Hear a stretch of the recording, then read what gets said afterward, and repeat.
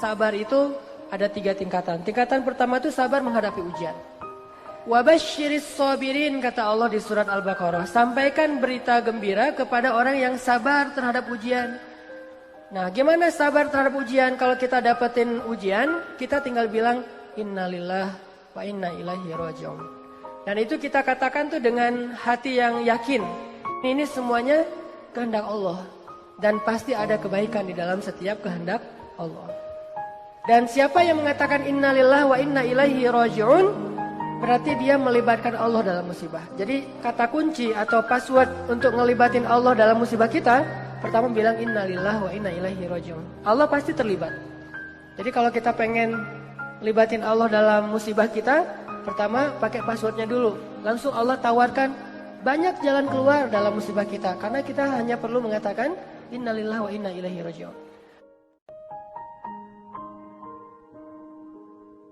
Sabar level 2. Sabar level 2 itu adalah sabar dalam meninggalkan dosa. Ternyata ninggalin dosa juga butuh sabar.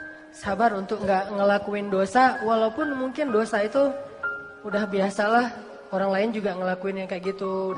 Sabar untuk nggak kepoin Instagram orang misalnya, atau Instagram mantan misalnya. Karena kalau kita kepoin nggak bakalan sabar.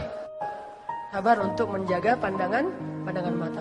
Apalagi sabar untuk ninggalin, untuk tidak jalan sama dia kalau belum halal. Itu butuh kesabaran dan itu nggak gampang. Apalagi kalau misalnya sesuatu yang benar-benar kita senengin gitu, kayak sabar untuk ninggalin hal yang sia-sia gitu. Dan itu sabar yang lebih tinggi derajatnya daripada sabar terhadap musibah loh teman-teman.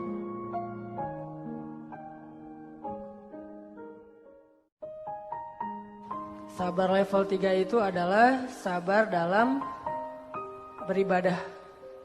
Jadi kalau level 1 itu sabar menghadapi musibah. Level 2 sabar meninggalkan dosa. Level 3 itu sabar dalam ibadah. Sholat sabar, puasa sabar, sedekah, tilawah, segala macam ibadah-ibadah sabar. Ini sabar yang paling tinggi nih. Tapi 3 sabar ini bukan pilihan teman-teman. Kalau misalnya kita, saya mah yang level 3 aja, yang sabar ibadah. Tapi kalau musibah ngeluh, kalau dosa belum bisa ninggalin, berarti belum sempurna sabarnya. Baru disebut orang yang sabirin, kalau dia bisa sabar dengan 3-tiganya.